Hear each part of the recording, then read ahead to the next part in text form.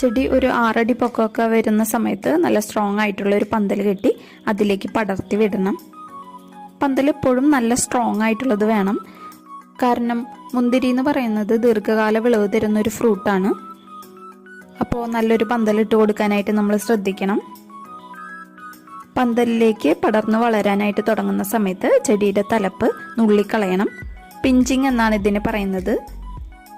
ഇങ്ങനെ ചെയ്യുമ്പോൾ ചെടിയിൽ നിന്ന് വേറെ ബ്രാഞ്ചസ് വളർന്നു വരും. ഇതിലാണ് നമ്മൾ മുന്തിരി വിളയിച്ചെടുക്കേണ്ടത്. മുന്തിരി വളർത്തുമ്പോൾ ശ്രദ്ധിക്കേണ്ട ഏറ്റവും പ്രധാനപ്പെട്ട കാര്യമാണ് പ്രൂണിങ്.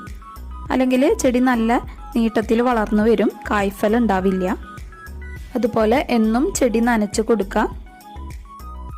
ഓരോ പ്രാവശ്യം വിളവെടുത്തതിന് ശേഷം പ്രൂൺ ചെയ്ത് കൊടുക്കണം. ഒരു 3 നോട് നിർത്തി ബാക്കിയുള്ളതൊക്കെ നമുക്ക് പ്രൂൺ ചെയ്ത് കളയാം. ഇങ്ങനെ ചെയ്തു കൊടുത്താലാണ് വീണ്ടും ഇതിൽ ധാരാളം മുന്തിരി ഉണ്ടാവുള്ളൂ.